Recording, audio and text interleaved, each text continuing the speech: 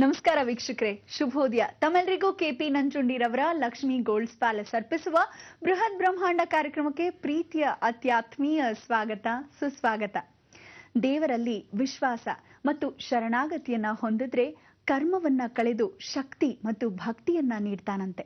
ಬನ್ನಿ ಗುರುಜಿ ಅವರನ್ನ ಕಾರ್ಯಕ್ರಮಕ್ಕೆ ಸ್ವಾಗತಿಸೋ ಹೊತ್ತಾಯ್ತು.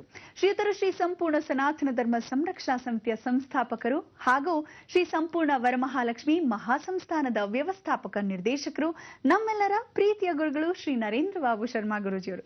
ಗುರುಜಿ ನಮಸ್ಕಾರ. ಬೃಹತ್ ಬ್ರಹ್ಮಾಂಡ ಕಾರ್ಯಕ್ರಮಕ್ಕೆ ಪ್ರೀತಿಯ ಸ್ವಾಗತ ಗುರುಜಿ ತಮ್ಗೆ. ನಮಸ್ಕಾರ ಗುರುಜಿ. ಇವತ್ತು ಬುಧವಾರ, ಯಾವ ವಿಶೇಷ ಮಾಹಿತಿಯನ್ನ ಹೊತ್ತು ತಂದಿದ್ದೀರಾ ಅಂತ ಕೇಳ್ಬೋದಾ? ಎಲ್ಲ ವೀಕ್ಷಕ ಬಾಂಧವರಿಗೆ ಪರಿಪೂರ್ಣವಾದ ಸ್ವಾಗತ ನಮ್ಮ ನಿಮ್ಮೆಲ್ಲರ ಬ್ರಹ್ಮಾಂಡ ಲೋಕಕ್ಕೆ.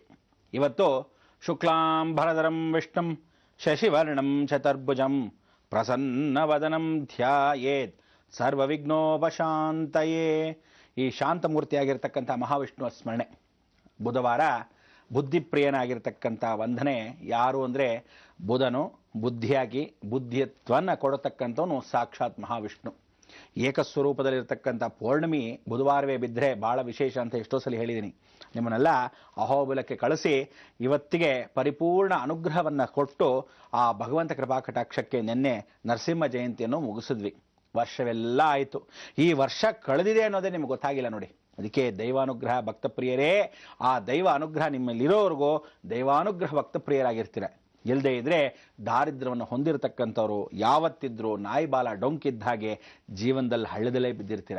ಯಾರಾದರೂ ಮೇಲೆತ್ತಬೇಕು ಅಂದರೆ ಜಗತ್ತಲ್ಲಿ ಭಗವಂತ ಕೈಯಲ್ಲಿ ಒಬ್ಬನೇ ಸಾಧ್ಯ. ಅದಕ್ಕೆ ಆ ಭಗವಂತ ಯಾವತ್ತಿದ್ರೂ ಆ ಪೌರ್ಣಮಿ ಅಮಾವಾಸ್ಯೆ ಕೊಡ್ತಾ ಇರ್ತಾನೆ ನೋಡಿ. ಕತ್ಲು, ಈ ಕತ್ಲಿಂದ ನೀವು ಯಾವ ಕಾಲಕ್ಕೂ ಬೆಳಕಿಗೆ ಬರಬೇಕು ಅಂತ ಅವನು ತೋರಿಸ್ತಾ ಇರ್ತಾನೆ. ನೀವಿಲ್ಲ, ನಾನು ಕತ್ಲಲ್ಲೇ ಇರ್ತೀನಿ, ಬಿದ್ದಿರೋ. ಅದಕ್ಕೆ ಏನು ಮಾಡೋಕ್ಕಾಗತ್ತೆ? ಎತ್ಕೊಂಡು ಹೋಗಿ ಸಿಂಹಾಸನದ ಮೇಲೆ ಕುಡಿಸಿದ್ರೆ ಇಲ್ಲ ನಾನು ತೊಟ್ಟಿ ಹತ್ರನೇ ಹೋಗ್ತೀನಿ ಅಂದರೆ ಏನು ಮಾಡೋಕ್ಕಾಗಲ್ಲ. ಅದಕ್ಕೆ ಹೇಳೋದು ಆ ಸಿಂಹಾಸನಕ್ಕೆ ಬೆಲೆ. ಸಿಂಹಾಸನಕ್ಕೆ ಗೊತ್ತು. ಕೆಲವರು ಪ್ರಯತ್ನ ಪಟ್ಟು ಹೌದೌದು ಸಿಂಹಾಸನದ ಕಡೆ ಹೋಗೋಣ ಅಂತಾರೆ. ಕೆಲವರು ಇಲ್ಲಪ್ಪ ನಾವಿಲ್ಲೇ ಅಲಿತಾ ಇರ್ತೀವಿ, ಮಾಡೋ ಕೆಲಸವಿಲ್ಲ, ಸಿಂಹಾಸನ ಅಂತ ಹೋಗ್ಬಿಟ್ಟು ಕ್ಲೋಸ್ಡ್ ಪ್ರಿಸನ್ಸ್ ಅಂತ ಅಂದ್ಕೊಂಡು ಯಾವ ಕಾಲಕ್ಕೂ ಬಂಧನದಲ್ಲಿರ್ತೀವಿ ಅಂತಾನೆ. ಬಂಧನ ಅನ್ನೋದು ಏನು ಅಂದರೆ ಜೀವನದಲ್ಲಿ ಆಗ್ತಕ್ಕಂಥ ಹೋಗ್ತಕ್ಕಂಥ ಪ್ರತಿಯೊಂದು ಘಟನೆಗೂ ನಮ್ಮಲ್ಲಿರ್ತಕ್ಕಂಥ ಎದುರಿಸೋ ಧೈರ್ಯ ಹೊಂದ್ಕೊಂಡು ನಾವು ಆ ಬಂಧನಗಳಲ್ಲಿ ಇರಲೇಬೇಕು ಅಂತ. ಒಂಥರ ಕಾಂಪಿಟೇಷನ್, ಒಂದು ರೀತಿಯಾದ ಒಂದು ಎದುರು ನಿಂತ್ಕೊಳ್ತಕ್ಕಂಥ ಒಂದು ಸಾಹಸ. ಅದಕ್ಕೆ ಧೈರ್ಯ ಸಾಹಸೇ ಲಕ್ಷ್ಮಿ. ಲಕ್ಷ್ಮಿಯನ್ನು ಹೊಂದ್ಕೋಬೇಕಾದ್ರೆ ನಮ್ಮ ಲಕ್ಷ್ಯವನ್ನು ಸಾಧಿಸಬೇಕು. ಆ ಲಕ್ಷ್ಯವನ್ನು ಸಾಧಿಸಬೇಕಾದ್ರೆ ಧೈರ್ಯ ಇಟ್ಕೋಬೇಕು. ಧೈರ್ಯ ಇಟ್ಕೋಬೇಕಾದ್ರೆ ಜೀವನದಲ್ಲಿ ಬೆಳಕು ಹತ್ರ ಹೋಗಲೇಬೇಕು. ಪ್ರಯತ್ನ ನಿಮ್ಮದಾಗಬೇಕು. ಯಶಸ್ಸು ಕೀರ್ತಿಯ ಭಗವಂತ ತಾನಾಗೇ ಕೊಡ್ತಾನೆ. ಆದರೆ ಆ ಪ್ರಯತ್ನಕ್ಕೆ ಹೋಗೋಕ್ಕೆ ನಿಮಗೆಲ್ಲ ಯಾರು ಸಾಟಿ? ಆ ಪೌರ್ಣಮಿ, ಪೂರ್ಣಚಂದ್ರ. ಇವತ್ತು ಅಂಥ ಒಂದು ವಿಶೇಷವಾಗಿರ್ತಕ್ಕಂಥ ಕಾರ ಪೌರ್ಣಮಿ. ಈ ಕಾರ ಪೌರ್ಣಮಿ ಅನ್ನೋದು ಬಹಳ ವಿಶೇಷ. ಭೂಮಿಯ ಇರತಕ್ಕಂಥ ಹುಣ್ಣಿಮೆ, ಆ ಭೂ ಹುಣ್ಣಿಮೆ ಬಹಳ ವಿಶೇಷ. ಎರಡನ್ನೂ ಏಕಸ್ವರೂಪದಲ್ಲಿ ಕರೀತಾರೆ. ಇವತ್ತು ನಿಮ್ಮ ಭೂಮಿಯನ್ನು ಪರೀಕ್ಷೆ ಮಾಡ್ತಕ್ಕಂಥ ದಿನ. ಇವತ್ತು ನೀವು ಭೂಮಿಯನ್ನು ಸರಿಪಡಿಸ್ಕೊಳ್ಳದೆ ಇದ್ದರೆ, ಇವತ್ತು ಹೋಗಿ ನೀವೇನಾದರೂ ನಿಮ್ಮ ಭೂಮಿಗಳಲ್ಲಿ ಜ್ಞಾಪಕ ಇಲ್ಲದೆ ಇದ್ದರೆ, ಇವತ್ತು ಹೋಗಿ ನಿಮ್ಮ ಭೂಮಿಗಳು ಯಾವ್ಯಾವುದು ಅಂತ ಗೊತ್ತಿಲ್ಲದೆ ಇದ್ದರೆ, ಇವತ್ತು ಅಕಸ್ಮಾತ್ ಯಜಮಾನರು ಹೋಗಿದ್ರೆ ಎಲ್ಲೋ ಜಮೀನು ಬಿಸಾಕಿದ್ದಾರೆ ಅಂದರು ಆ ಭೂಮಿ ನಿಮ್ಮದಾಗದೇ ಇದ್ದರೆ, ಯಾವ ಕಾಲಕ್ಕೂ ಕೇಸು ಕಚೇರಿ ಅಂತ ಅಲ್ಲಲ್ಲೇ ಬಿದ್ದಿದ್ರೆ, ಆಸ್ತಿ ಪಾಸ್ತಿ ಆ ಭೂಮಿ ಇಡೀ ಜಗತ್ತಲ್ಲಿ ನಿಮ್ಮ ಸಂಸಾರದಲ್ಲಿರ್ತಕ್ಕಂಥ ಒಗ್ಗಟ್ಟು ಸಂಸಾರ ಇವತ್ತು ಮುರಿದೋಗೋ ಸಮಯ ಬಂದಾಗ, ಎಲ್ಲರಿಗೂ ಬೇರೆ ಬೇರೆ ಬೇರೆ ಬೇರೆ ಆಗೋದಾಗ ಮತ್ತೆ ಒಗ್ಗಡುತ್ತಾ ಅಲ್ಲಿರ್ತಕ್ಕಂಥ ಸಾನ್ನಿಧ್ಯ ನಮಗೆ ಸಿಗುತ್ತಾ? ಭೂಮಿಯ ಋಣ ಇದೆಯಾ ಅಂತ ಕೇಳ್ತಿರಲ್ಲ, ಇವತ್ತೇ ಆ ಪೌರ್ಣಮಿ ಬುಧನ ವಾರ. ವಿಶೇಷವಾಗಿರ್ತಕ್ಕಂಥ ಆ ಬುಧನ ವಾರದಲ್ಲೇ ಆ ಭೂಮಿ ಪೌರ್ಣಮಿ ಸಿಕ್ಕಿದಾಗ ನಿಮ್ಮ ಭೂಮಿ ರಕ್ಷಣೆ ಮಾಡ್ಕೊಳ್ಳೋ ಒಳ್ಳೆ ಸುದಿನ. ಇವತ್ತು ರಕ್ಷಣೆ ಮಾಡದೇ ಇದ್ರೆ, ಹುತ್ತ ಕಟ್ಬಿಟ್ಟಿದ್ರೆ, ಮರ ಯಾವುದೋ ಬಂದಿದ್ರೆ, ಅಕಸ್ಮಾತ್ ಭೂಮಿಯನ್ನು ಯಾರಾದರೂ ಕಬಳ ಮಾಡ್ಕೊಂಡಿದ್ರೆ, ಭೂಮಿಯಲ್ಲಿ ಯಾವುದೋ ಒಂದು ಉಗ್ರ ಸ್ವರೂಪವಾಗಿರ್ತಕ್ಕಂಥ ಪ್ರೇತಾತ್ಮ ಅಲ್ಲಿ ಬಂದು ಕೂತ್ಕೊಂಡ್ರೆ, ಇಲ್ಲ ಆ ಭೂಮಿ ಸರ್ಕಾರ ವಶಕ್ಕಾದರೆ, ಇಲ್ಲ ಆ ಭೂಮಿಯಲ್ಲಿ ಯಾರನ್ನಾದ್ರೂ ಸತ್ತೋದಾಗ ಸ್ಮಶಾನವಾಗಿರ್ತಕ್ಕಂಥ ಆ ಭೂಮಿಯಲ್ಲಿ ಯಾರನ್ನಾದ್ರೂ ಹೂಣಿದ್ರೆ, ಆ ಭೂಮಿಯಲ್ಲಿ ಬೆಳೆದಿರ್ತಕ್ಕಂಥ ಮರದ ಮುಖಾಂತರವಾಗಿ ಗೆದ್ದಲ ಹುಳ ಸಿಗಿದ್ರೆ, ಆ ಭೂಮಿ ಯಾವತ್ತಾದರೂ ಹಳ್ಳವಾಗೋದ್ರೆ, ಆ ಭೂಮಿಯಿಂದ ಬರ್ತಕ್ಕಂಥ ಲಾಭ ಯಾರಿಗೆ, ನಷ್ಟ ಯಾರಿಗೆ? ಎಲ್ಲವೂ ನಿಮಗೆ. ಅದಕ್ಕೆ ಪ್ರತಿಯೊಂದು ಭೂಮಿಯ ದೋಷಗಳನ್ನು ಸರಿಪಡಿಸೋಕ್ಕೆ ಇವತ್ತೇ ಹೊಣೆ. ಇಂಥ ಒಂದು ಹೊಣೆಯನ್ನು ಹೊತ್ತಿರತಕ್ಕಂಥ ಪೌರ್ಣಮಿಯಂದು ಸತ್ಯನಾರಾಯಣ ಒಬ್ಬನೇ ಸಾಕ್ಷಿ ರೂಪ. ಆದರೆ ಶಾಂತಿಮೂರ್ತಿಯಾಗಿರ್ತಕ್ಕಂಥ ಬುದ್ಧಿ ನೀವು ಉಪಯೋಗಿಸ್ಬೇಕು. ಇಂಥ ಒಂದು ಬುದ್ಧಿಯನ್ನು ಉಪಯೋಗಿಸ್ಕೊಂಡು ನೀವು ಕಾಯ್ತಾ ಕೂತ್ಕೊಂಡ್ರೆ ಆ ಭೂಮಿಯಲ್ಲಿರ್ತಕ್ಕಂಥ ದೋಷಗಳು ಹೇಗೆ ಓಡಿಸ್ಬೇಕು, ನೀವಿವತ್ತು ಹೋಗಿ ಆ ಭೂಮಿಯನ್ನು ಏನು ರಕ್ಷಣೆ ಮಾಡಬೇಕು ಎಲ್ಲವನ್ನೂ ತಿಳಿಸ್ತೀನಿ. ಆದರೆ ಭೂ ಸಂರಕ್ಷಣೆ ಅನ್ನೋದು ಯಾವುದೋ ಭೂಮಿಯಲ್ಲ, ನಿಮ್ಮ ಭೂಮಿ. ನಿಮ್ಮ ದಾದ ಕೊಟ್ಟಿರ್ತಾರೆ, ಎಲ್ಲೋ ಇರುತ್ತೆ. ಅಕಸ್ಮಾತ್ ನಿಮ್ಗೆ ಗೊತ್ತಿಲ್ವಾ, ಹುಡ್ಕೊಂಡು ಹೋಗಿ. ಅಕಸ್ಮಾತ್ ಗೊತ್ತಿದೆಯಾ, ಪತ್ರಗಳೆಲ್ಲ ತೆಗೆದು ನೋಡಿ. ಆ ಪತ್ರಗಳಲ್ಲಿ ಯಜಮಾನರು ನಿಮ್ಗೆ ಹೇಳಿಲ್ವಾ, ಗೊತ್ತಿಲ್ಲದೆ ಬಾಯಿ ಬಿಟ್ಟು ಕೇಳಿ. ಅಕಸ್ಮಾತ್ ಯಜಮಾನರು ಹೇಳದೇ ಇದ್ರೂ ಪರವಾಗಿಲ್ಲ, ಗಲಾಟೆ ಮಾಡಿ ಮುಂದಕ್ಕೆ ಮಕ್ಕಳಿಗೆ ಪೀಳಿಗೆ ಗೊತ್ತಾಗಬೇಕು. ಕೆಲವರು ರಹಸ್ಯವಾಗಿ ಇಟ್ಟಿರ್ತಾರೆ, ಕೆಲವರು ಹೆಂಡತಿ ಗೊತ್ತಿಲ್ಲದೆ ತೆಗೆದಾಕಿರ್ತಾರೆ.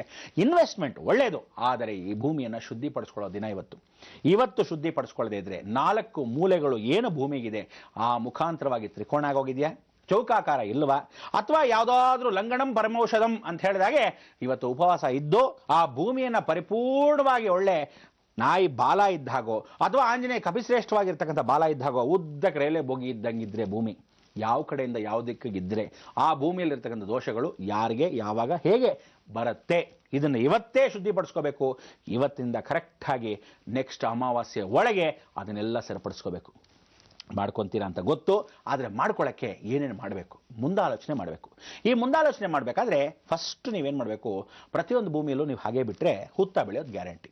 ಹುತ್ತ ಯಾವ ಭಾಗದಲ್ಲಿ ಬೆಳೆದಿರುತ್ತೆ, ಹುತ್ತ ಅಕಸ್ಮಾತ್ ಅಗ್ನಿಮೂಲೆಯಲ್ಲಿ ಬೆಳೆದಿದ್ರೆ ಅಲ್ಲಿ ಆಗ್ತಕ್ಕಂಥ ಭೂಮಿ ಯಾರ ಹೆಸರಲ್ಲಿ ಇದೆಯೋ ಆ ಅಗ್ನಿಮೂಲೆಯಲ್ಲಿ ಆ ಹೆಸರಲ್ಲಿ ಇರ್ತಕ್ಕಂಥವ್ರಿಗೆ ತೊಂದರೆ. ಈಶಾನ್ಯ ಮೂಲೆಯಲ್ಲಿ ಇದೆಯಾ, ಬಹಳ ಒಳ್ಳೆಯದು. ಈಶಾನ್ಯ ಮೂಲೆಯಲ್ಲಿ ಇದ್ರೆ ಗಂಡು ಮಕ್ಕಳಿಗೆ ಆ ಹುತ್ತ ಅಲ್ಲೇ ಬೆಳೆದಿದ್ರೆ ಹಾರ್ಟಲ್ಲಿ ಹೋಲ್ ಬಹಳ ಚೆನ್ನಾಗಿರುತ್ತೆ.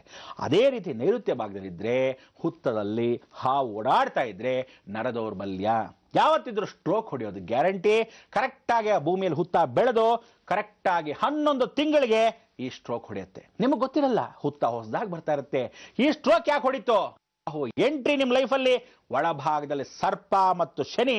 ಅದಕ್ಕೆ ಭೂಮಿಯನ್ನು ಏನು ಹೇಳ್ತೀವಿ, ವಿಧಿ ನಿಧಿ. ಆ ನಿಧಿಯಲ್ಲಿರ್ತಕ್ಕಂಥ ಹಾವು ನಿಮ್ಮ ವಿಧಿಯನ್ನ ಬದಲಾಯಿಸ್ಬಿಡುತ್ತೆ. ಇವತ್ತೇ ಭೂಮಿ ಕಾರ ಹುಣ್ಣಿಮೆ, ವಿಶೇಷವಾಗಿರ್ತಕ್ಕಂಥ ಭೂಪೌರ್ಣಿಮೆ. ನೀವು ಏನು ಮಾಡ್ಕೋಬೇಕು, ಹೇಗೆ ಮಾಡ್ಕೋಬೇಕು ಎಲ್ಲವನ್ನು ತಿಳಿಸ್ಕೊಡ್ತೀನಿ. ನಿಗೂಢವಾಗಿರ್ತಕ್ಕಂಥ ಒಂದು ರಹಸ್ಯ ಕೂಡ ಹೇಳ್ಕೊಡ್ತೀನಿ. ಸರಿಪಡಿಸ್ಕೊಳ್ಳೋಕ್ಕೆ ಅವಕಾಶವಾದರೆ ಸರಿಪಡಿಸ್ಕೊಳ್ಳಿ, ಇಲ್ಲದೆ ಇದ್ರೆ ನೀವೇನು ಮಾಡಬೇಕು ಅಂದರೆ ಚೊಂಬು ಹಿಡ್ಕೊಂಡು 2 ನಾಮ ಬಿಳಿದು ಮಧ್ಯ ಕೆಂಪು ಹಾಕೊಂಡು ಹೋಗ್ತಾ ಇರಬೇಕು. ಯಾವೊಂದು ಆಗೋಗುತ್ತೆ ಭೂಮಿ, ಹುಷಾರ್. ಅದಕ್ಕೆ ಸಂಕಟ ಬಂದಾಗ ವೆಂಕಟರಮಣ ಅನ್ಬೇಡಿ, ವೆಂಕಟರಮಣ ನಿತ್ಯ ಅನ್ಬೇಕು. ಈ ಸ್ಥಳಕ್ಕೆ ದೋಷ ಪರಿಹಾರ ನಿಮ್ಮದಾಗಿರಬೇಕು. ಅದಕ್ಕೆ ನಾನು ಸೂಕ್ತವಾದ ಪರಿಹಾರ ಕೊಡ್ತೀನಿ, ನೀವು ಸರಿಪಡಿಸ್ಕೋಬೇಕು.